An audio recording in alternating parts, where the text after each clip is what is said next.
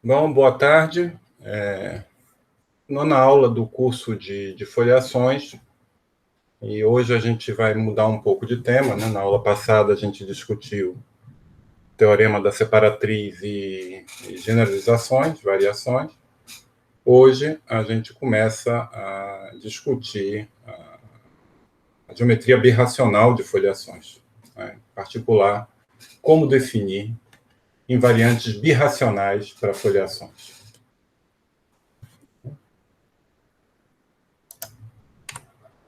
Então, essa pergunta básica, como produzir invariantes birracionais para foliações. E hoje a gente quer discutir a ideia básica, uma ideia simples, que é utilizar as seções de fibrados canonicamente associados a F. Tá? É uma teoria, essa teoria birracional de foliações, ela é muito baseada, muito inspirada na teoria de variedades, certo? E quando a gente tem uma variedade X projetiva, ou simplesmente uma variedade complexa, compacta,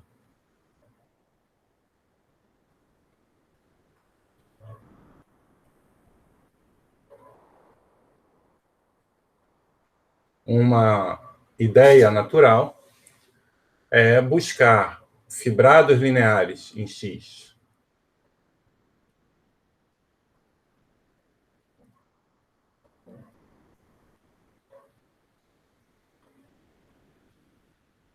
e olhar para os seus espaços de seções.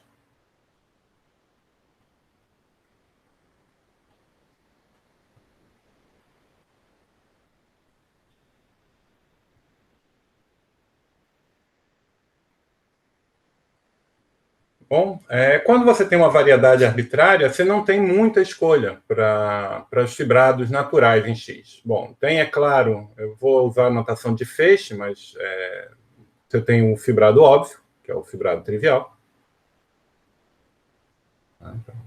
Aqui é o feixe de seções do fibrado trivial, que de certa maneira não vai olhar para as seções desse fibrado, não vai ser muito interessante, né? A gente está numa variedade complexa compacta, então só vai ter as seções constantes. Mas você tem também uma outra escolha natural, que é considerar o determinante do tangente ou o seu dual. Então, eu poderia considerar o determinante do tangente potências exteriores, onde K aqui é um número inteiro qualquer. Essa segunda ideia é mais promissora e uma inspeção do que ocorre já em dimensão 1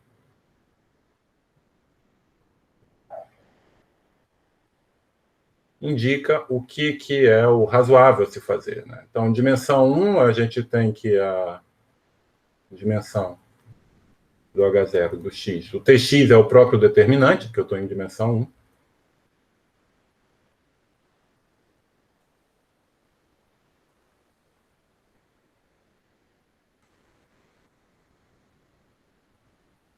Se o gênero é igual a zero, essa dimensão é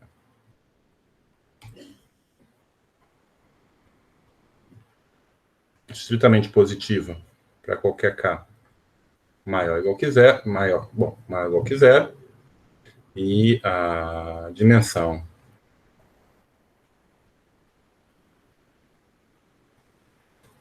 é estritamente negativa, é zero para qualquer K negativo. Quando o gênero é igual a 1,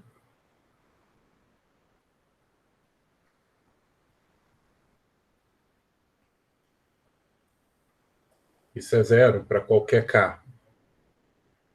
Bom, desculpa. Isso é igual a 1 para qualquer K, porque aqui é o fibrado trivial. E quando o gênero é estritamente maior que 1,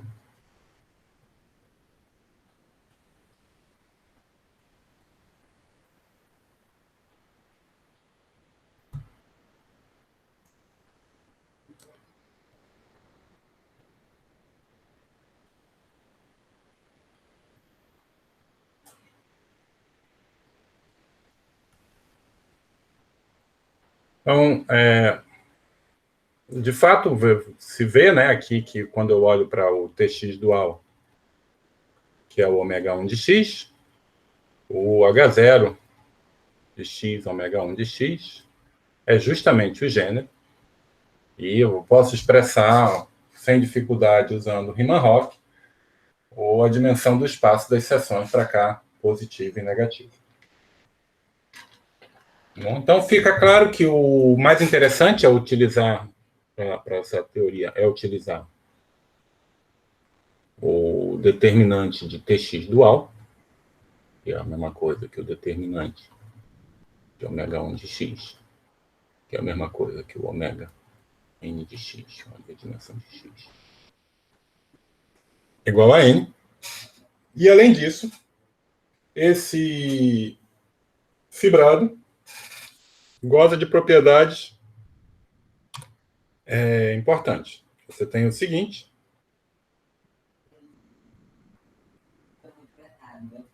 seja π de x para y, uma x e y, variedades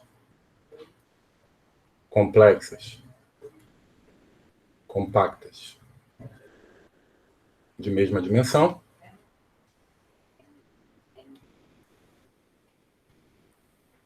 então, aí π é uma aplicação holomorfa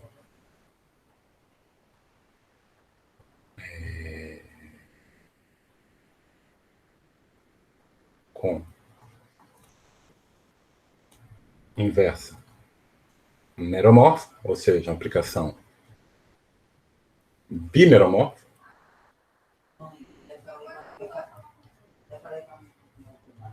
então H0 de x ômega nx tensor K é igual a H0 de y ômega n de y tensor K para qualquer K maior que zero.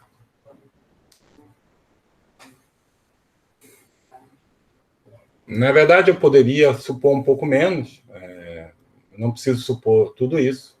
Na verdade, poderia simplesmente assumir que π é uma aplicação bimeromorfa.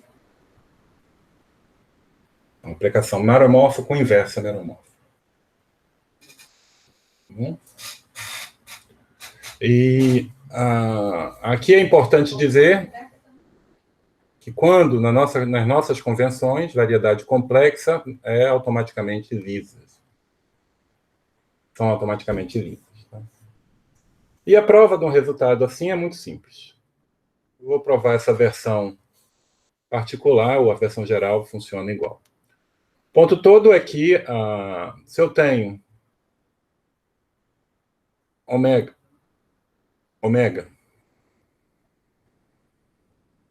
uma unforma em ômega ny,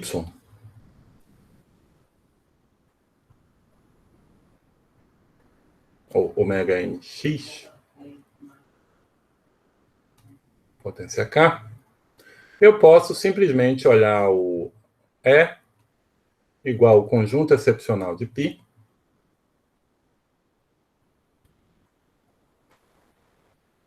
que são justamente lá onde a aplicação não é um biolomorfismo local, e no caso vai ser de fato um divisor, mas isso não é importante, né? Ou seja, o conjunto dos pontos onde a fibra sobre π não é um ponto, tem mais de um ponto na fibra, tem dimensão positiva, e aí eu posso fazer o seguinte: considerar a restrição de ômega a x menos e,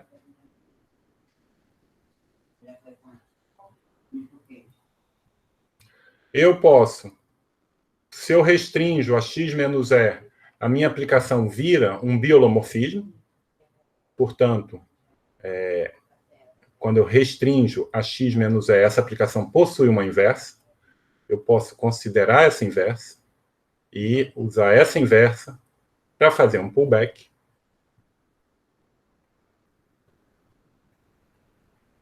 Né? E isso me dá uma forma.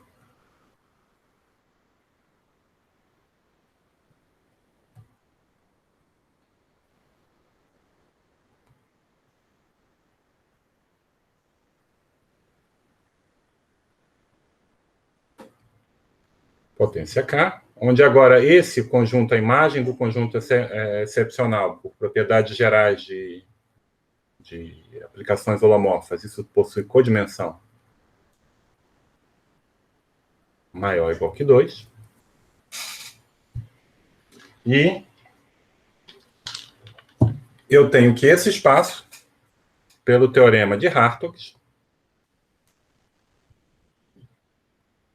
é isomorfo ao H0y, ômega ny, tensor K. Ou seja, eu começo com uma N-forma, restringo ao aberto, onde π é um biolomorfismo, uso a aplicação, isso aqui eu poderia, talvez seria mais claro se eu denotasse simplesmente pela imagem direta de ômega, como é um biolomorfismo, eu posso fazer essa imagem direta.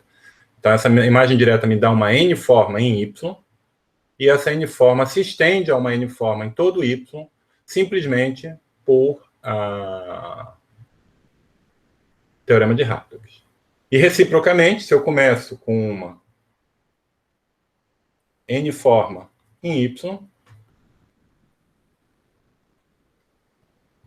eu posso fazer o pullback dessa N-forma como forma diferencial para obter uma forma em NX, tensor K. Essas duas construções que eu fiz são inversas umas das outras, mostrando que não só esses espaços possuem as mesmas dimensões, mas também que que os espaços de seções são canonicamente isomorfos.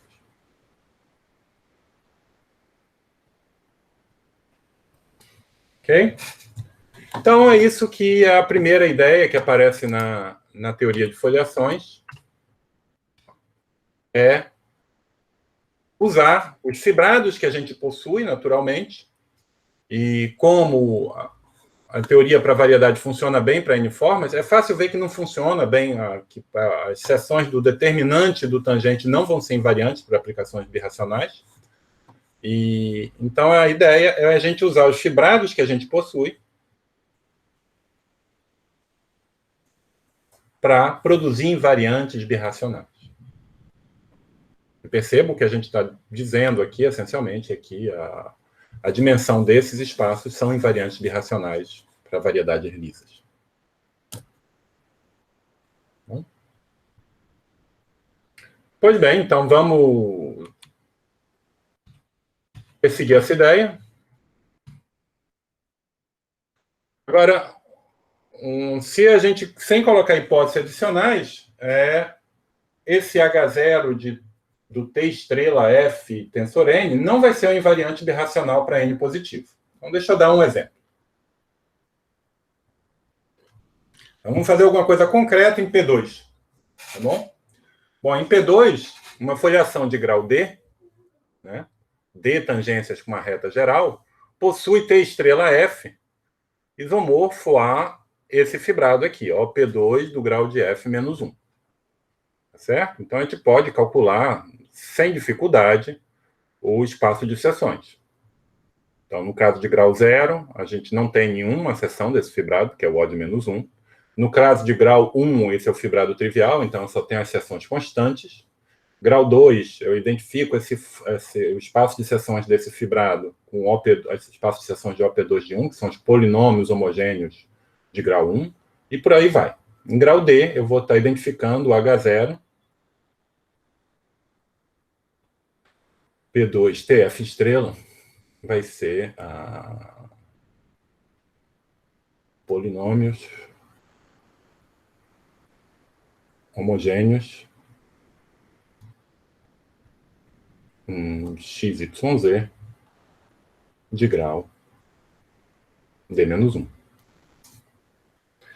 Certo? Então, vamos ver o que eu posso fazer isso em grau zero. Então, vou tentar pegar a minha folhação de grau zero, que eu conheço, né? A gente já discutiu e viu que as folhações de grau zero são pêncil de retas por um ponto. Então, está aqui um desenho esquemático dela. E eu vou fazer o pullback dessa folhação por meio da aplicação de Cremona padrão. Bom, para quem não conhece, a aplicação de Cremona padrão é uma aplicação que se escreve desse jeito, envia x, y, z no inverso de x, inverso de y, inverso de z. Como eu estou usando a notação usual de projetivo, eu posso matar os denominadores aqui para ver que essa aplicação também pode ser expressa como yz, xz, xy. Certo? E aqui está um desenho esquemático de como essa aplicação funciona. Tá? Ela não está definida em todo ponto. É uma aplicação meromorfa. Né? Porque se eu fizer, por exemplo, xy igual a zero, então esse termo é zero, esse termo é zero e esse termo é zero também. Então você vê que ela não está definida, o conjunto de determinações de φ vão ser exatamente os 3 pontos que eu desenhei em azul ali.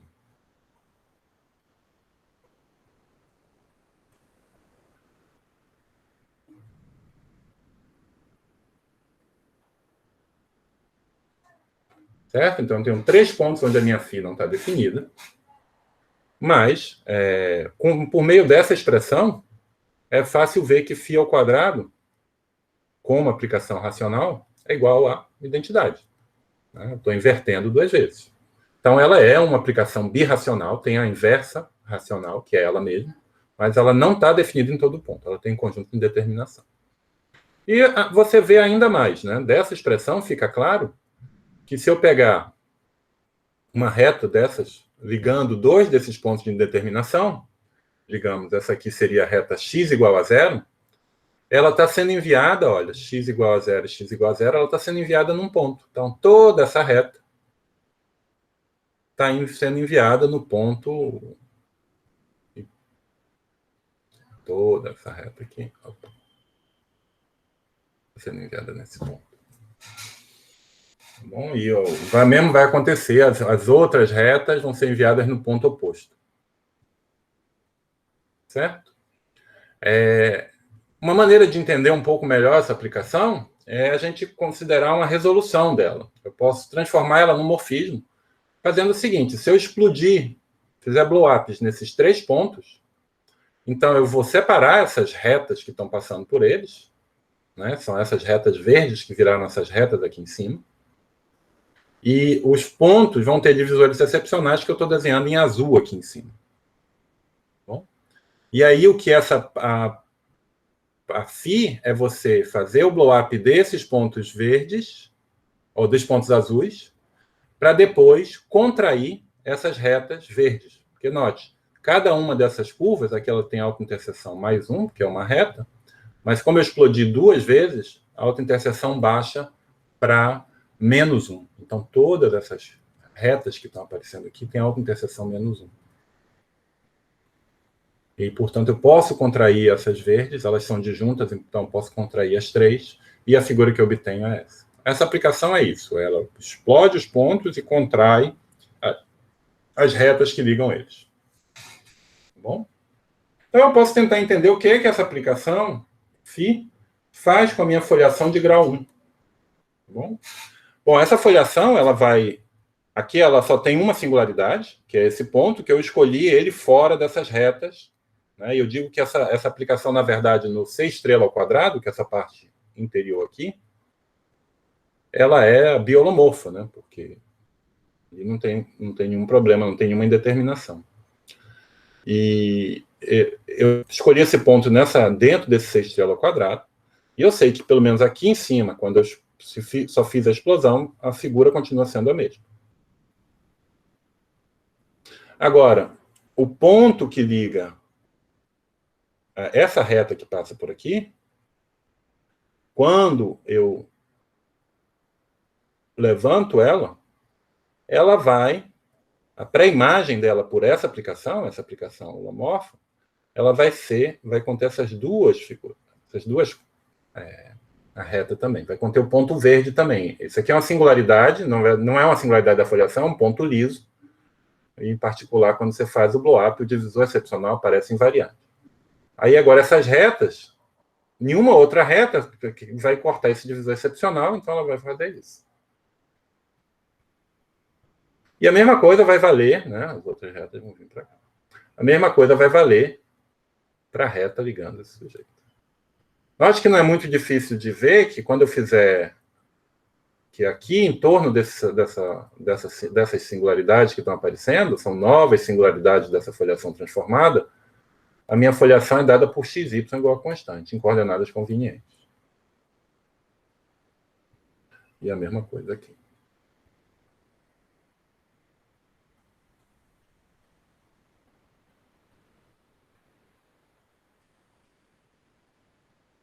Bom? Agora, essas retas azuis, que agora vão ser contraídas, você pode ver como é que a foliação está se comportando. Mas perceba, a reta azul, eu vejo ela quase que integralmente aqui embaixo. Ao longo de todos esses pontos, como minha foliação tem grau zero, não tem tangência, é transversal. Então, aqui eu vou ter transversalidade ainda. E quando você olha nos pontos que estão na interseção do divisor excepcional com o transformado estrito da reta azul, eu também tenho transversalidade. Meio por... Isso aqui é simplesmente uma das retas passando por esse ponto, né? Então, a reta azul ali você também vai ser transversal. Particular, aqui eu não vejo nenhuma singularidade e ela é completamente transversal. Quando eu contrair, o que eu vou ver aqui embaixo vão ser singularidades radiais. Se você tiver um ponto, quando você faz o blow-up, você obtém alguém completamente transversal divisor excepcional, porque aqui embaixo era radial. Aqui vão ter algumas singularidades radiais.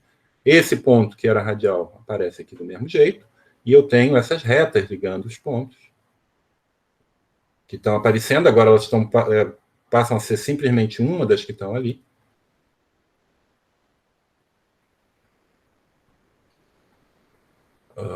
E quem mais? E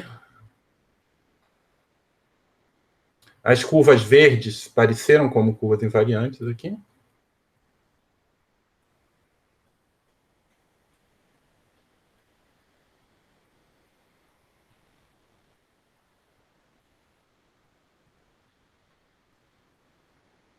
E não é difícil ver que, na verdade, isso aqui vai ser uma foliação, um pênsil de cônicas. Como aqui era um pênsil de retas, isso vai virar um pênsil de cônicas. E vai ser uma foliação de grau 2. Então, aqui eu tenho 3 singularidades. Essas 3 que tem integral primeira local, que tem Baum-Bott 0. E essa aqui tem Baum-Bott 4.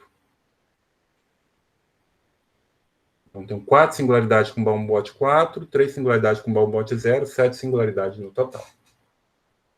Certo? Agora, o H0 desse TF estrela era 0. E o H0 daqui virou 3.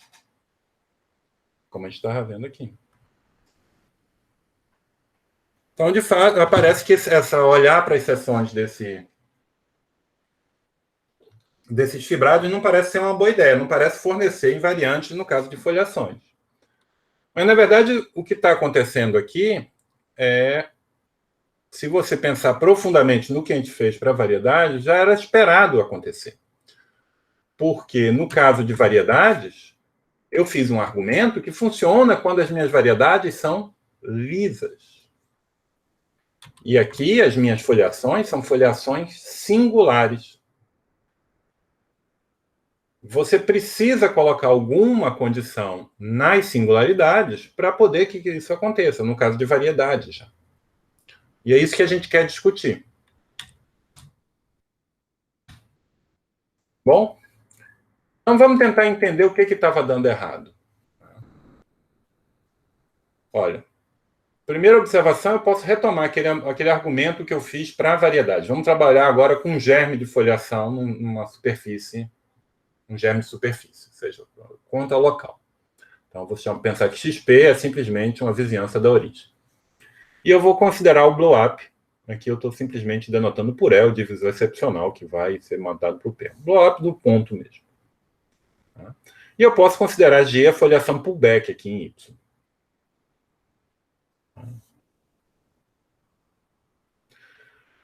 que a gente fez na prova do teorema lá, da proposição que dizia que as N-formas eram seções do fibrado das N-formas davam um invariante birracional, foi esse argumento aqui. Eu começo com uma seção, um T estrela G, e restringo ao complemento do divisor excepcional. Eu posso transformar isso agora numa seção em x menos p, em C2 menos 0, e eu estendo ela para uma seção ao longo de todo x, utilizando o teorema de Hartree. Esse argumento está mostrando que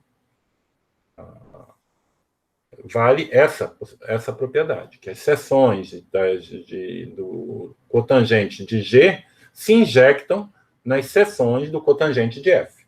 Isso é absolutamente geral. O problema todo é você levantar as seções. Como é que você pega uma seção em T estrela F e levanta? Então, vamos ver lá, provavelmente o que estava acontecendo de errado vinha da singularidade, né? Então, a gente estava aqui, vamos supor que a minha F é a radial.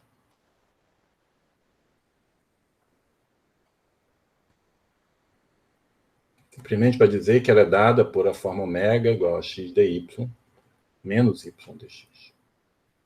Tá bom? Então, o fibrado tangente dessa foliação, como eu estou na situação num germe, ele é gerado por um campo, né? Isso é simplesmente xp vezes o R, onde R é o radial.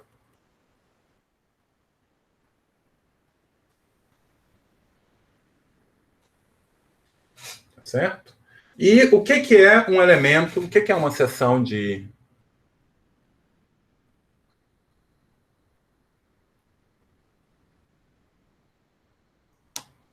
É simplesmente um elemento do dual. Para definir um elemento do dual de T estrela, é simplesmente eu dizer qual é a imagem de R. Porque esse cara tem posto 1, é gerado por R. Então, esse indivíduo, ele é completamente determinado pelo valor em R. Isso vai ser uma função. Uma função F. Então, para determinar uma forma, sigma é simplesmente determinado por uma função. Eu estou numa vizinhança de um ponto, esse é o fibrado trivial. Mas o que isso quer dizer? Né? Em particular, T estrela F é gerado por sigma, tal que sigma R igual a 1. Deixa eu ir na outra página para poder não bagunçar muito. Então, seja sigma pertencente a T estrela F. F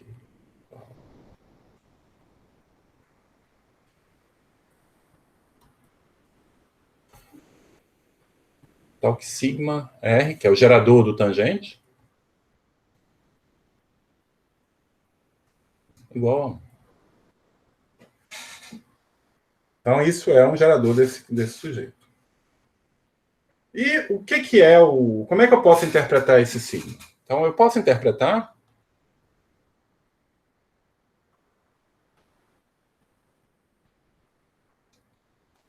como uma uniforme, holomorfa, ao longo das folhas de F. Quem são as folhas de F? As folhas de F são as retas, ou germes de retas, passando pela origem menos a origem. A origem não está na folha, a origem é um ponto singular.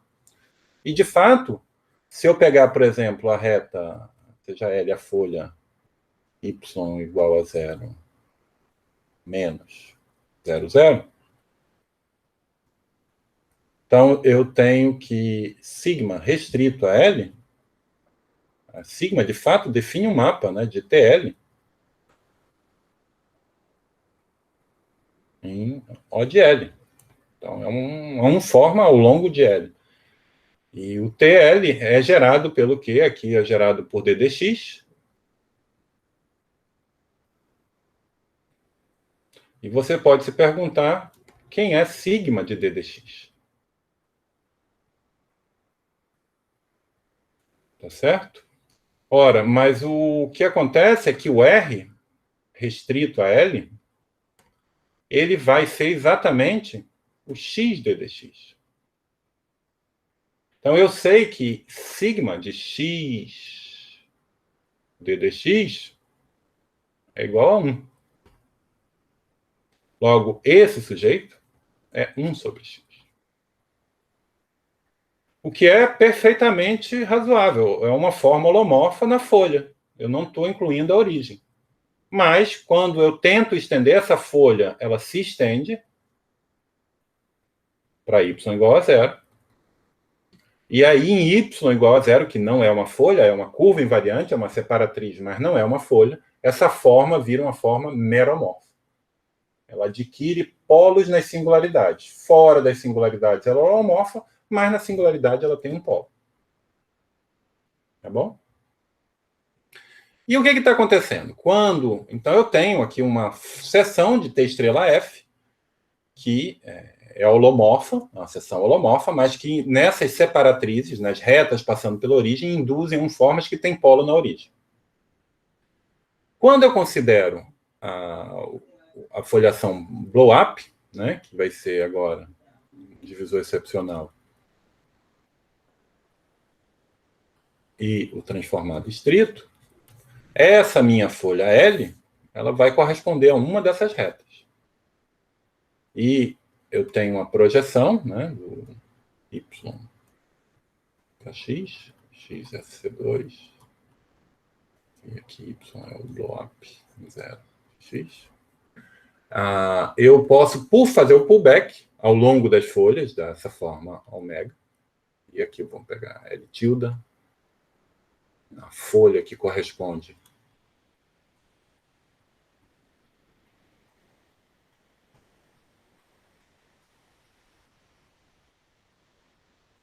e eu posso fazer o pullback de sigma e restringir a L tilde. Tá bom? Então, isso é uma forma ao longo de L tilde, que nos pontos de L tilde que estão contidos em L continua sendo holomorfa, mas que claramente I L tilde para L não zero é simplesmente um biolomorfismo, e essa forma vai virar aqui em L tilde dx sobre x. Portanto, ela não é holomorfa.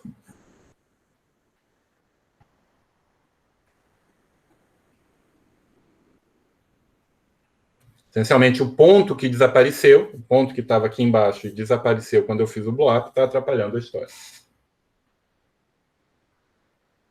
Bom? Então, isso de forma bem concreta, nesse exemplo, e é isso que está acontecendo. As seções que estão embaixo, essa é uma forma local, uma seção local de T estrela F, que não se levanta para uma seção do T estrela G. Então, P estrela de sigma não é seção de T estrela G. Certo? Na verdade, a gente discutiu já isso por meio de símbolos, tá certo? Lembra que a gente comparou, quando eu faço o blow-up, a gente comparou o T estrela G com o pullback do T estrela F. Certo? E a gente obteve essa relação, né? Que o T estrela G era o pullback do T estrela F tensorizado por OY1 menos LP. E no caso que a gente está olhando, no caso radial, o LP é igual a 2. Então, esse número aqui que está aparecendo, o coeficiente do divisor é negativo.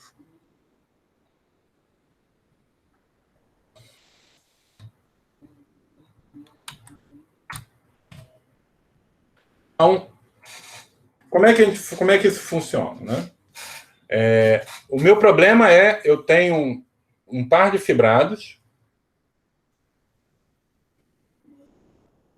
Imagina agora que π é simplesmente um morfismo birracional ou bimeromorfo. Ou seja, vocês não vão perder a generalidade em pensar que isso aqui é uma composição de um número finito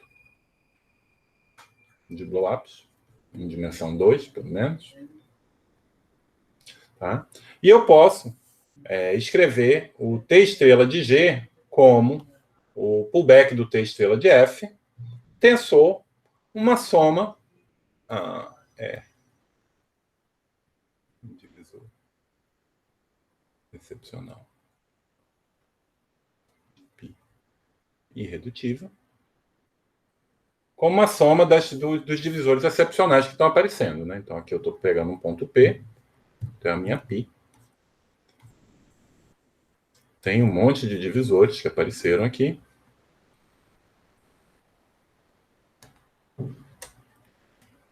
E eu estou escrevendo, aplicando aquela fórmula que a gente viu iteradamente, a gente consegue escrever essa coisa. Bom? E a observação-chave é a seguinte. Meu problema é conseguir levar seções desse sujeito nesse sujeito. Porque se eu tenho uma seção de um fibrado, quando eu faço o fibrado pullback, o pullback da seção é uma seção do pullback. E eu quero saber quando que vai existir uma inclusão nesse sentido, ou seja, quando que eu posso levantar seções de T estrela F para seções de G. E a condição mais simples, e a única que vai funcionar universalmente, é algo desse tipo. É pedir que todos os coeficientes que estão aparecendo aqui sejam positivos.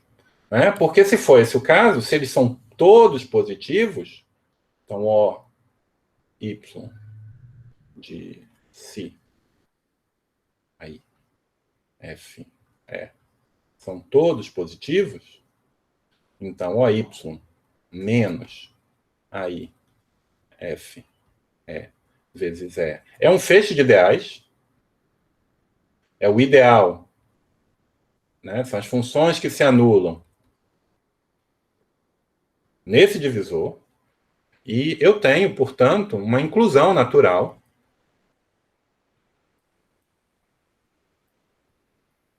para qualquer feixe de divisores, é claro,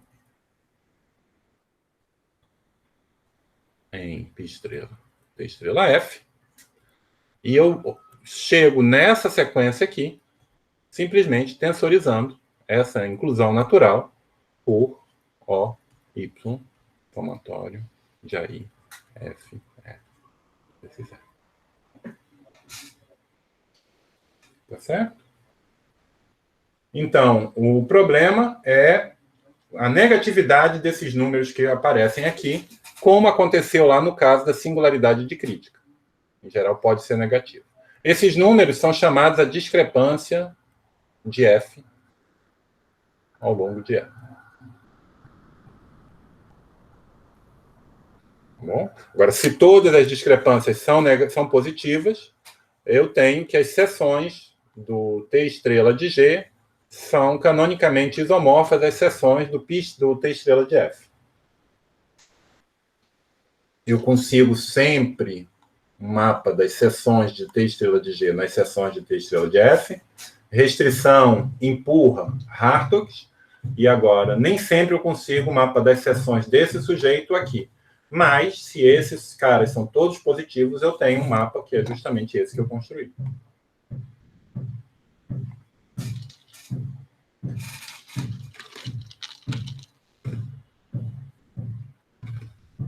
Tá bom?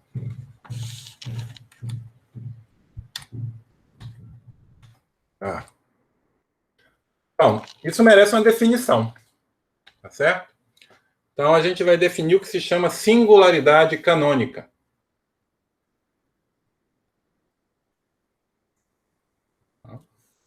E a definição é completamente análoga à definição para variedades. Então, seja F uma foliação em superfície, hoje, para a gente, todas as minhas superfícies são lisas, e eu vou pegar um ponto P nessa superfície. Eu vou dizer que ele é uma singularidade canônica, se para qualquer morfismo birracional, ou bimeromorfo, né, e eu escrevo G igual a π estrela de F, e eu escrevo essa fórmula, P estrela G π estrela, T estrela F, mais somatório de A, F, E vezes E, onde a soma são nas componentes, nos divisores excepcionais de π, e eu tenho que AFE é maior ou igual que zero para qualquer divisor excepcional de π. E para qualquer morfismo. Qualquer de π que tal que π de E é igual a P.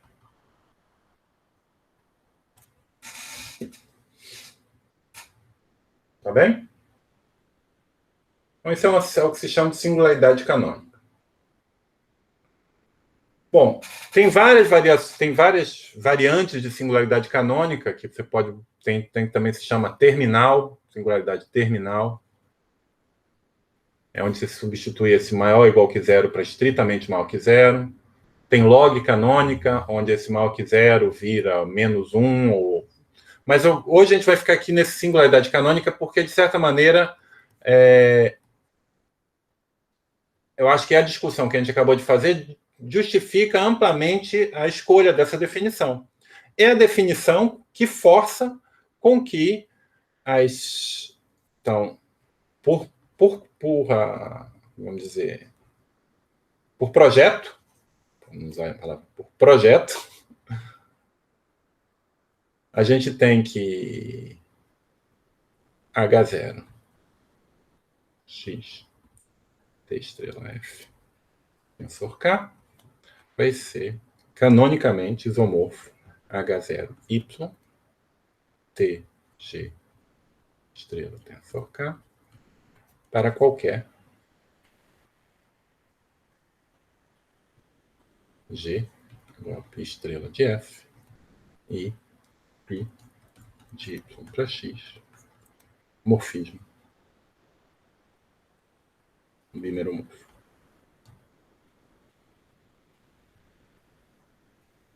Né? Por projeto, então, aqui, se F só possui, se todas as singularidades de F são canônicas,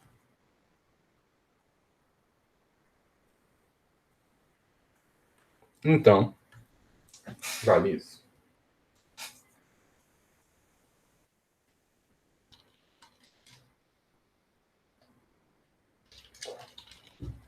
Tudo bem?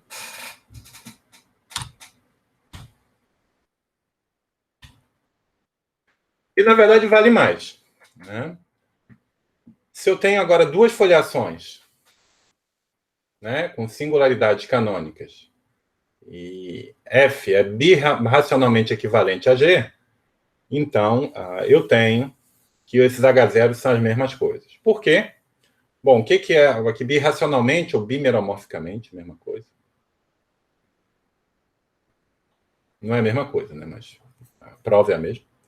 Se eu tenho a minha foliação, digamos que eu tenho minha foliação F aqui na variedade X e a minha foliação G na variedade Y. Eu dizer que elas são bimeromorficamente equivalentes é dizer que existe uma aplicação bimeromorfa, φ, que tal que F é igual a φ estrela de G. Mas uma aplicação assim, ela pode ser sempre... esse é um teorema de estrutura para aplicações bimeromorfas entre superfícies. Ela é sempre uma composição de blow-ups com uma composição de blow-downs. Então, isso aqui é uma sequência de blow-ups aqui também. E eu posso, então, ter aqui uma variedade, uma superfície que domina as duas. E Aqui eu vou ter uma folhação, π1 estrela de F, que vai ser igual a π2 estrela de G, porque φ estrela é essa coisa, né? Então, φ é π1 menos 1 composto com π2. Bom, perceba que aqui eu estou adotando uma convenção comum em geometria birracional, né, que é onde você permite aplicações racionais, ou seja, que não estão definidas em todo ponto, pode ter conjunto de determinação, e para chamar a atenção que elas são que elas têm pontos de determinação, a gente usa, podem ter ponto de determinação, a gente usa uma seta pontilhada. Quando a gente escreve a seta inteira, quer dizer que não tem ponto de indeterminação. Mas não quer dizer que a inversa tem ponto de indeterminação. Que é um blow-up, né? Então, quando você faz a inversa de um blow-up, quem é a imagem do ponto que está sendo explodido é todo divisor excepcional, não está definida naquele ponto.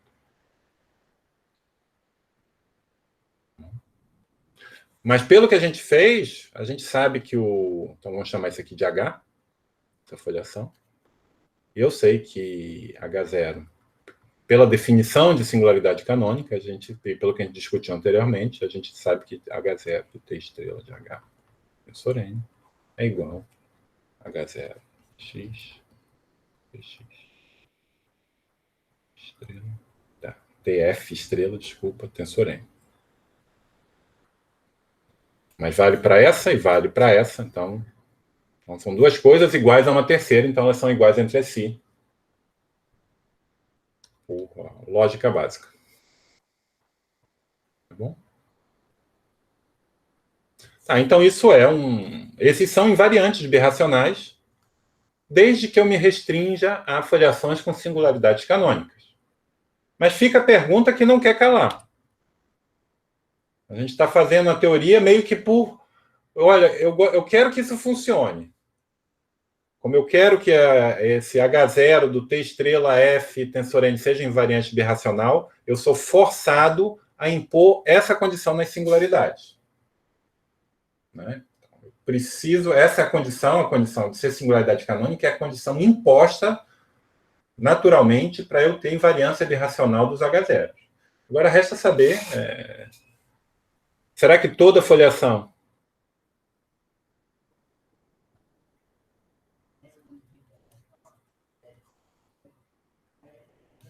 é birracionalmente ou bimeromorficamente equivalente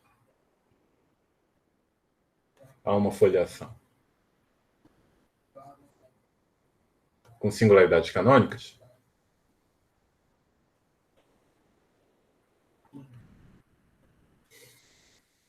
Por sorte, em dimensão 2, que é o caso que a gente está mais interessado, sim. Pela seguinte proposição. Toda singularidade reduzida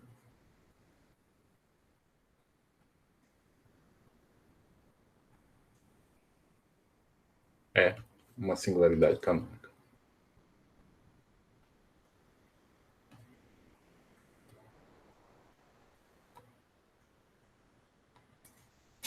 Logo, o teorema de Seidenberg me diz que toda foliação é birracionalmente equivalente a uma foliação com singularidades canônicas.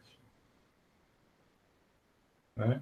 Então, eu começo com uma foliação qualquer, aplico o Seidenberg para encontrar uma foliação birracionalmente equivalente a ela com singularidades canônicas e defino os invariantes da minha foliação usando os invariantes desse modelo.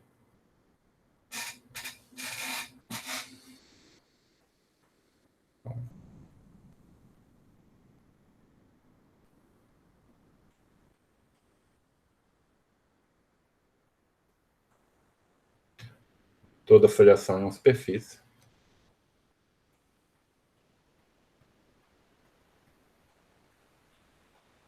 Possui um modelo com singularidades canônicas.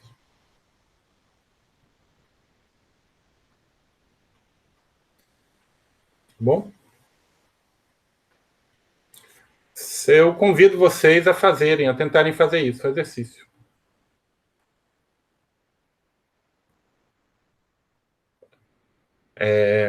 Não é muito fácil, mas eu acho que é um exercício instrutivo.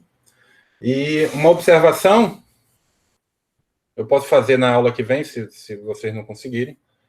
A observação é que nem toda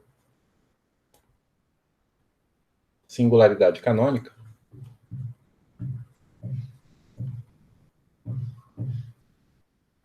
é reduzida.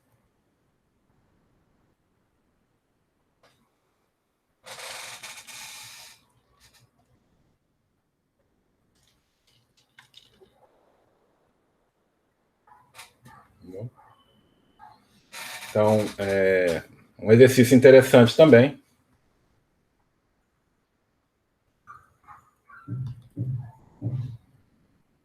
Exemplo. Dá um exemplo disso. Na verdade, não se assustem com esse exercício, não. Ele não é difícil, não. Não é difícil. Tá bom?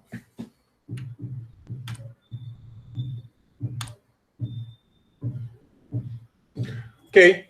Bom, mas até agora a gente só discutiu o conormal, né? O cotangente da foliação. Agora, é interessante também que, ao contrário da variedade, onde se eu tenho uma variedade, eu só tenho um fibrado associado a ela, né? Quando eu tenho uma foliação, eu tenho dois. Eu tenho T estrela F e tenho N estrela F. E eu acho que eles devem ser tratados em pé de igualdade. Tá bom? Então, você pode fazer a seguinte definição. Né? Eu vou fixar um epsilon, um número racional, tá bom? Positivo. E eu vou dizer que uma singularidade ela é epsilon canônica se para qualquer morfismo, né, birracional,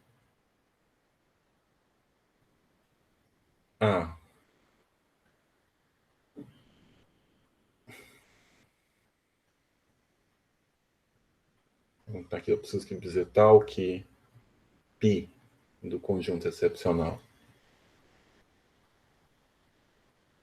é igual a P, ou seja, fora de P é um biolomorfismo. Eu vou dizer que essa singularidade é epsilon canônica se para qualquer morfismo birracional, bimeromorfo, o T estrela G mais epsilon N estrela G menos π estrela dos feixes correspondentes, com combinação com esse epsilon, isso pode ser escrito como uma soma de AI e I, onde todos os AI são maiores ou iguais que zero. Tá certo? Então, isso é justamente a condição se eu escrevo T estrela G mais P sobre Q N estrela G, eu posso passar aqui para Q T estrela G mais P N estrela G, simplesmente matando o denominador. Isso é uma notação, isso é notação para T estrela G, tensor Q, tensor N estrela G, tensor P. Tá bom? Então, eu só estou olhando as seções desse sujeito. E essa condição é a condição para que seções dessa forma e potência delas, eu tenha aqui esse cara. Então, vai valer que o H0 disso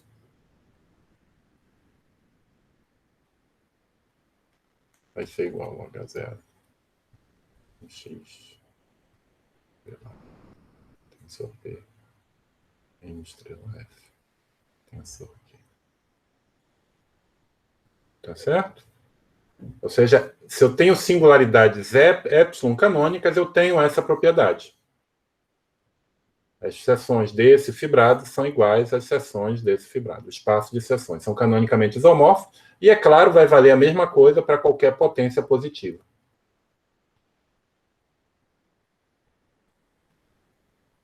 Com a mesma prova que anteriormente. Então, esses também são invariantes birracionais, mas agora não para foliações com singularidades canônicas, mas com singularidades epsilon canônicas. Agora, por sorte,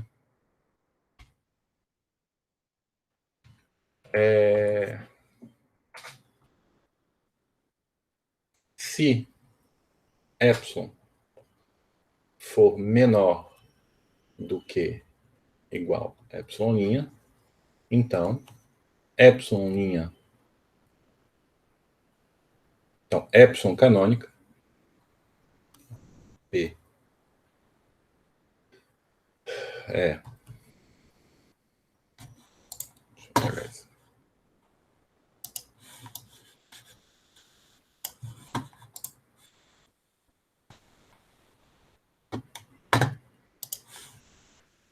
Então, P é uma singularidade. Se P é uma singularidade,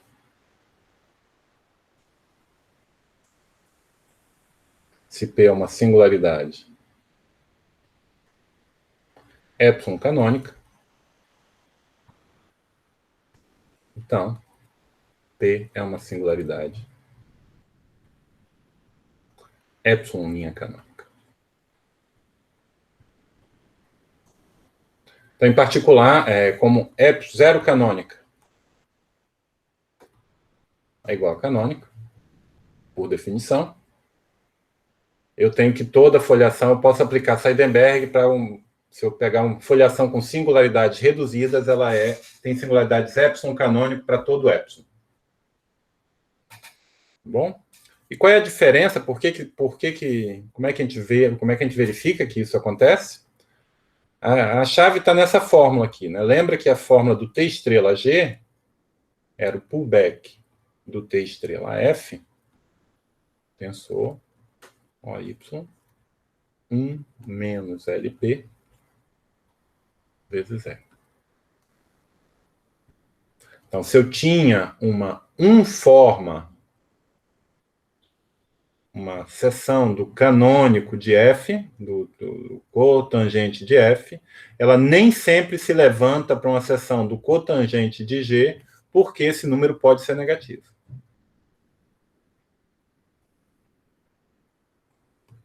E, na verdade, pode ser muito negativo. Mas a fórmula para o N estrela de G... E, de certa maneira, isso aqui, a explicação por que esse número pode ser negativo, uma explicação intuitiva, que a gente começou dizendo, olha, eu consigo levantar formas diferenciais sem problema. Agora, eu estou dizendo que eu não consigo levantar formas de diferenciais definidos ao longo das folhas sem problema. Parece ser uma contradição. Mas não é, porque o T estrela F é um quociente. Esse sujeito é um quociente. E as singularidades atrapalham o levantamento mesmo local. Então, uma seção de T estrela G não define uma forma diferencial na variedade. Ela só está definida ao longo das folhas. Agora, para esse sujeito, esse cara não é um quociente. Esse aqui é um subfeixe. Isso aqui é um quociente de ômega 1x. Esse aqui é um subfeixe de ômega 1x. Na verdade, não é esse sujeito que é um quociente. Quem é um quociente é T estrela G vezes o ideal do singular. Mas, bom.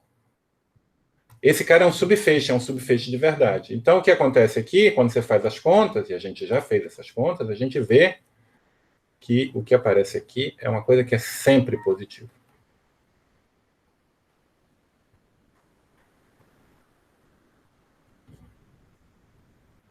Então, sempre consigo levantar seções desse sujeito. Há que se dizer que é muito raro ter seções desse sujeito, mas tudo bem. Eu sempre consigo levantar. Então, quando eu vou olhar para T estrela G mais epsilon N estrela G, isso é o pullback T estrela F mais epsilon N estrela F. Tensor OY. 1 menos L mais epsilon L vezes E. Então, se esse sujeito é positivo para epsilon, ele vai ser ainda mais positivo para epsilon'.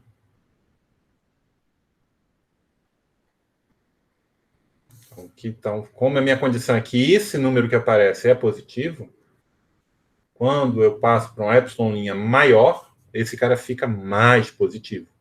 É sempre maior ou igual que zero. Bom? E há que se dizer que esse x, como eu estou no caso que essa variedade lisa, é que toda singularidade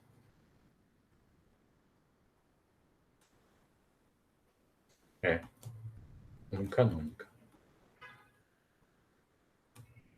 Que eu estou usando que x é lisa. Se x, você pode definir tudo isso quando x é singular e vai ser diferente, mas no caso liso isso é canônico. Porque, veja bem, canônico, esse sujeito aqui é quem? Por adjunção, quando epsilon é igual a 1, isso aqui é o k de y. E esse aqui, o k de x. Quando epsilon é igual a 1. E a gente volta àquele resultado que a gente falou que a gente está olhando para olhar para epsilon igual a 1 é olhar seções do canônico. E esses a gente sabe que são invariantes. Então, de certa maneira, variar o epsilon é interpolar entre a teoria de foliações e a teoria de variedade. Epsilon igual a 0 é puramente foliação, epsilon igual a 1 é puramente variedade, e o que está no meio é alguma outra coisa. Tá bom? Mas está aí, são invariantes birracionais. Quando eu olho para as seções desses espaços. Tá? E a gente pode fazer... Não. A gente aprende, né, com a teoria de variedade, que dois invariantes importantes são esses. Né? Um é a dimensão de Kodaira, que é o limite superior, né, quando n vai para infinito, da dimensão das imagens desses morfismos. Lembra que quando eu tenho um fibrado linear qualquer, eu tenho um mapa naturalmente associado a ele, né, que é definido da seguinte maneira. Você manda um ponto x no subespaço de L das seções que se anulam em x. Então, isso define um hiperplano, né? A não sei que você esteja num ponto base do sistema linear, isso define um hiperplano dentro do H0 de L, portanto, é o núcleo de uma aplicação linear.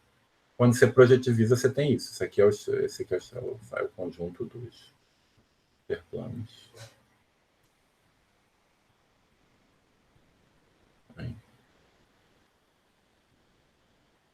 E é essa aplicação que a gente está considerando aqui. Bom, é claro que você só faz, isso só faz sentido quando algum desses espaços tem dimensão positiva, né, e quando você diz que a dimensão é menos infinito, sim, H0. Aqui é T estrela. T estrela F tensor N é igual a 0. Ok. E a gente faz a mesma coisa, a gente diz que a dimensão adjunta é o mesmo tipo de Linsup, a dimensão dessa imagem, mas com o epsilon variando. Você fixa um epsilon estritamente positivo, calcula esse Linsup, e agora toma o máximo quando o epsilon varia.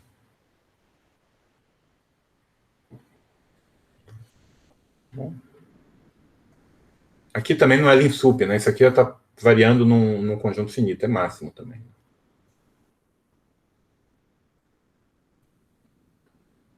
Então, para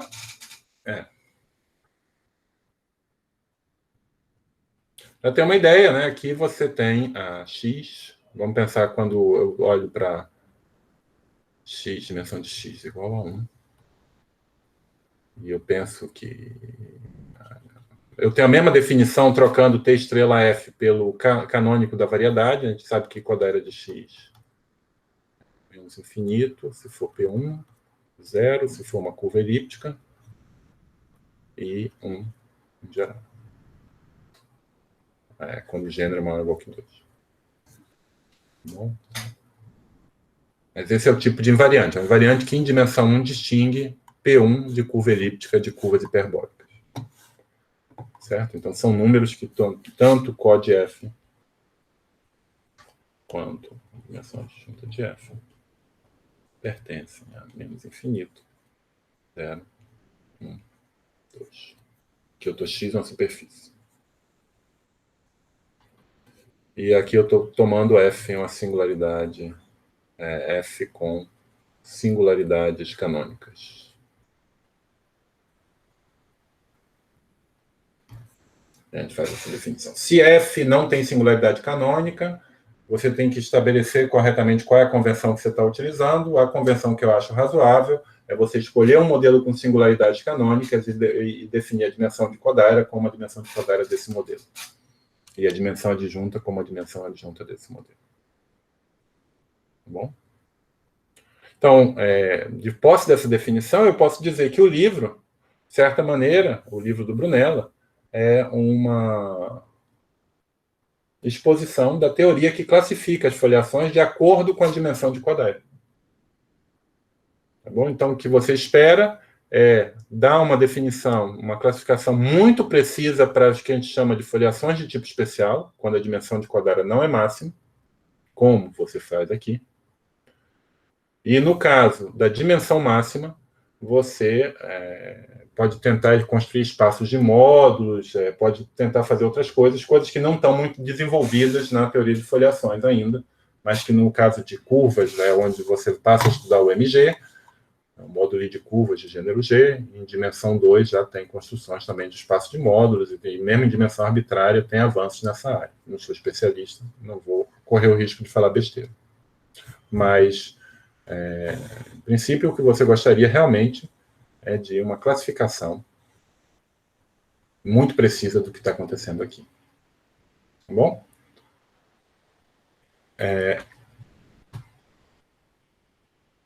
Agora, a pergunta, na verdade, o ponto de vista moderno sobre essas questões, de classificar foliações ou mesmo variedades com respeito à dimensão de Kodaira, envolve um pouco mais. Ainda tem um outro tipo de ingrediente. Tá? Esses grupos de cohomologia não são fáceis de calcular em geral. São todos definidos como um limite. Em princípio, você precisa conhecer seções não só do fibrado, mas de todas as potências. E isso nem sempre é possível. E o ponto é tentar substituir isso por uma quantidade menor de informação. Tá? E aí o ponto passa a você tentar adivinhar a dimensão de Kodaira. Mas em que sentido? Que dados que a gente vai usar para a gente tentar adivinhar a dimensão de Kodaira de F? Aqui, Kodaira talvez seja mais correto chamar dimensão de Ítaca de L, que é definido exatamente como a gente definiu anteriormente para uma foliação, só que você esquece qualquer coisa e olha só para um fibrado. Isso é igual a menos infinito ou o máximo da dimensão da imagem de x de K0 x L do. Tá? E adivinhar em que sentido? O que a gente quer dizer aqui? A questão é codificar a informação relevante sobre L em termos de propriedades da imagem dela via aplicação, classe de Scherr. E utilizar a forma de interseção que eu tenho no espaço aqui, né, para poder adivinhar essa dimensão. Deixa eu tentar ser um pouco mais preciso. Então, vamos considerar a aplicação PIC, né, que vai do grupo Picard no H2. A imagem dessa aplicação a gente chama de grupo de Néron-Severi.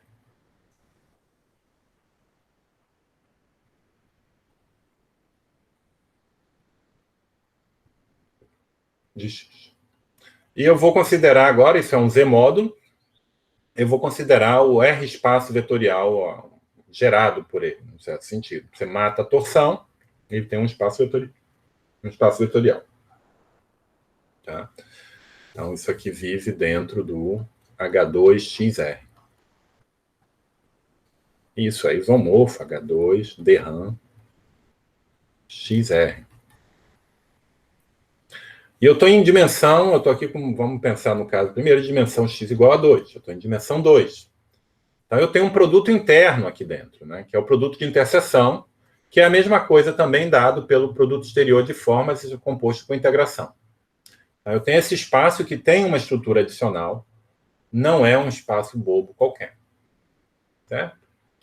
E a gente vai considerar, é natural, até, a gente se entendeu depois de bastante tempo, que era natural considerar uma série de cones nesse espaço que tem esse produto de interseção. Então, o mais simples, talvez, seja o cone efetivo. Tá? Isso aqui é o cone gerado pela imagem de divisores efetivos. Tá? Divisor efetivo é simplesmente uma soma de curvas com coeficientes positivos, não negativos. Tá? Eu vou olhar para as classes de Chern de divisores dessa forma. E uma observação simples é que se L não pertence ao fecho, isso aqui é o fecho topológico desse cone, então H0 de x, L tensor N é igual a zero. Na verdade, é se o L não pertence ao efetivo, né? Porque se alguma potência tem uma seção, ele está no cone gerado pelos divisores efetivos.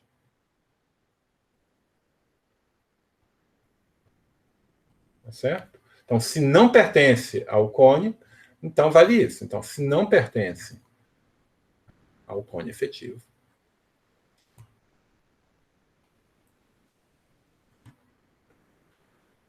isso é que você tem que... Bom, a codária de F. Isso implica que a codária de F é igual a menos infinito.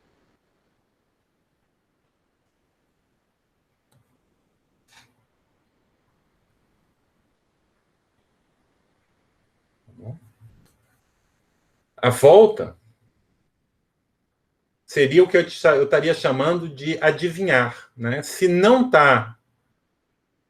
tem seção, é porque não está no fecho do cone efetivo. E para foliações isso é falso.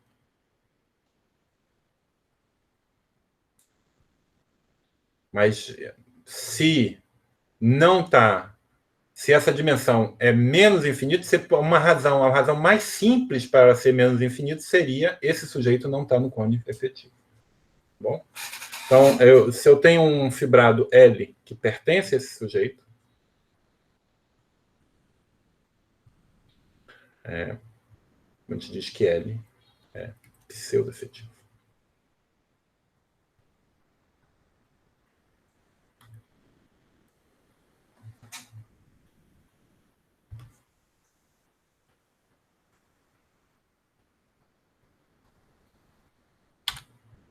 Então, exercício.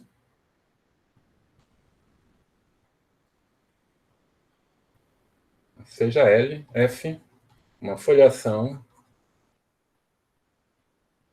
com singularidades canônicas.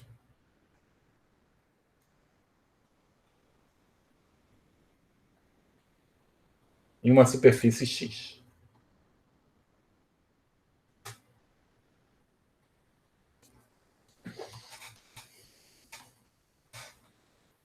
Então,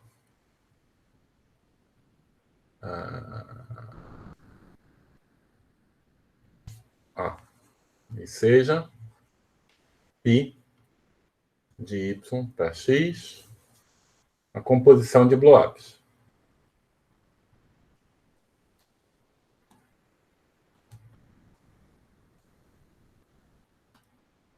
Então, T estrela F é pseudo-efetivo. Se somente se, T estrela G é pseudo-efetivo.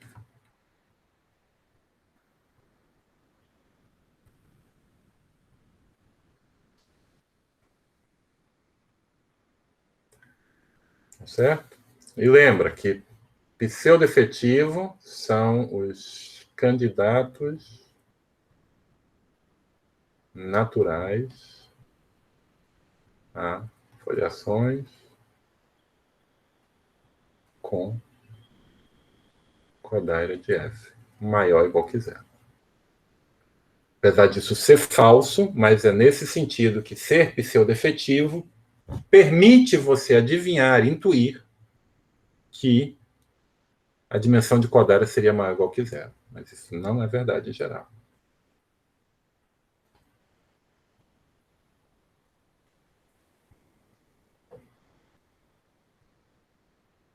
Cuidado. Tá bom? Muito bem. A gente vai discutir um pouco mais disso, mas eu queria introduzir esse conceito e eu queria começar essencialmente a nossa discussão da classificação das foliações justamente por explicar o teorema que classifica as foliações em que essa hipótese não é verdadeira. Isso aí vai ficar para a próxima aula. Mas tem o seguinte teorema. Então, seja F uma foliação em uma superfície projetiva X. O teorema é muito mais geral, vale num contexto muito mais amplo, mas eu vou me focar no caso de superfície. Né? O teorema que eu vou começar a demonstrar na próxima aula. Então, seja F uma foliação em uma superfície projetiva X, uma superfície projetiva lisa X. Então, se o T estrela F não é pseudo-efetivo, então todas as folhas de F são algébricas irracionais. Só para ver que a gente não está delirando, né? Vamos fazer o exemplo em P2. Perceba que aqui eu não preciso... atenção. Não é necessária hipóteses sobre as singularidades.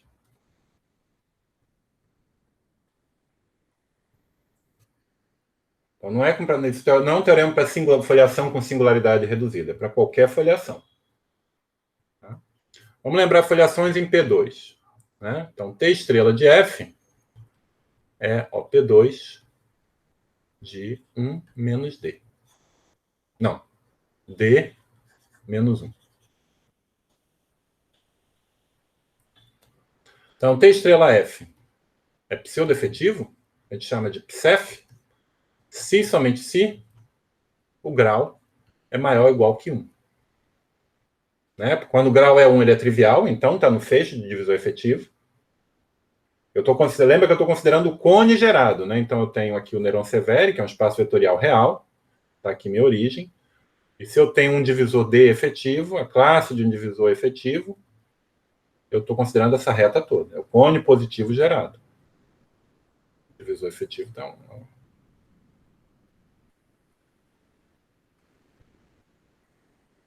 É uma coisa assim.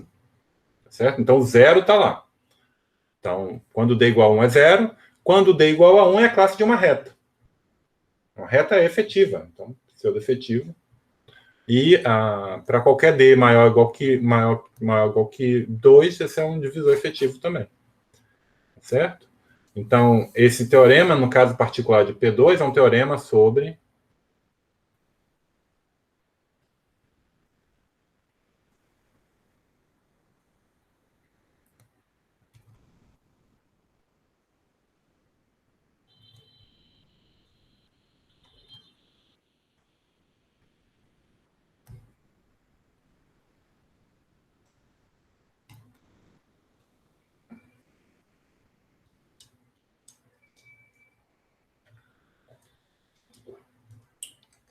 Então, é um teorema com uma hipótese forte, a hipótese de T estrela F não ser pseudo-efetivo, ela é forte, mas a conclusão também é muito forte. Tá bom? Então, observação. Eu tenho X...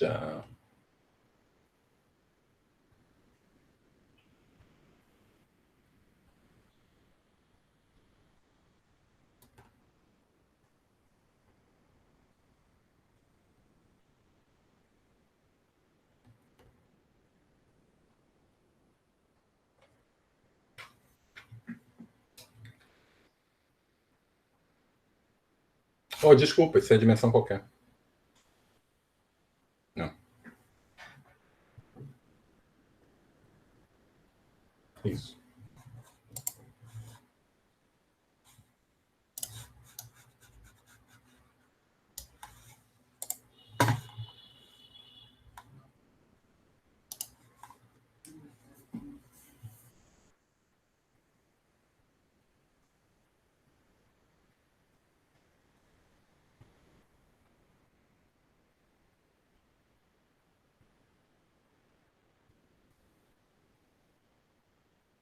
E isso é o teorema do Mori.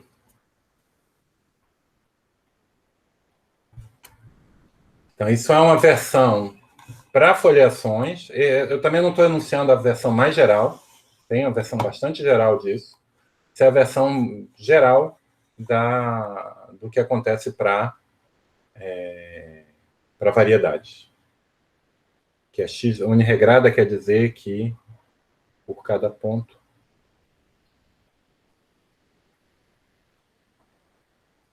passa uma curva racional.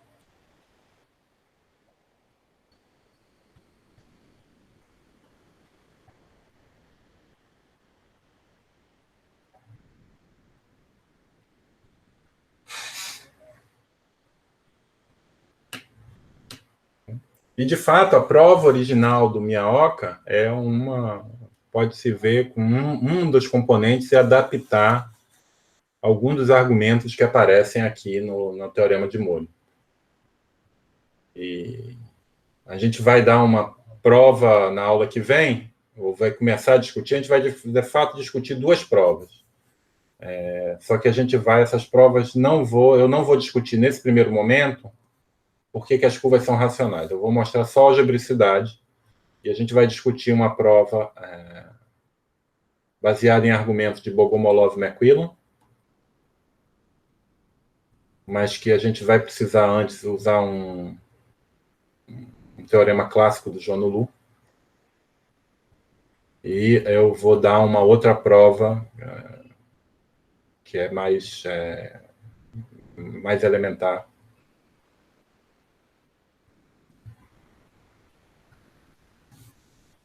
que vai usar uma construção auxiliar, mas que eu explico isso na aula que vem. Certo? Então, a gente vai caminhar para entender uma prova pelo menos dessa parte que diz a algebricidade do teorema, e, ao mesmo tempo, eu vou começar também a dizer um pouco mais quais são os outros ingredientes. Eu acho que merece um pouquinho mais de tempo do que a gente tem hoje, que é justamente discutir o que fazer quando o T estrela é pseudo-efetivo. Né? Se eu sei que ele é pseudo-efetivo, quais pistas que eu posso procurar nele, como eu posso, a partir de propriedades do T estrela F, ou propriedades numéricas, propriedades da sua classe de Chern, ter uma aposta de qual seria a dimensão de Kodaira da foliação. E isso é a teoria, o que fornece isso é a teoria da decomposição de Zariski, mas que eu vou explicar talvez na aula que vem ou talvez em uma outra aula. Tá bom? Como eu expliquei para o Matheus por e-mail, eu não estou seguindo linearmente o livro, mas é meu intuito expor a maior parte do material que está no livro. Então, essa discussão de hoje não está exatamente no livro, mas algo parecido está no final, lá na seção, quando ele já define a dimensão de Kodaira e tal. Mas eu acho que a gente ganha sabendo desde o início o que a gente está buscando, ao invés de fazer vários exemplos sem saber que tipo de estrutura a gente está buscando no final da história. Tá bom? Mas aí a gente continua semana que vem.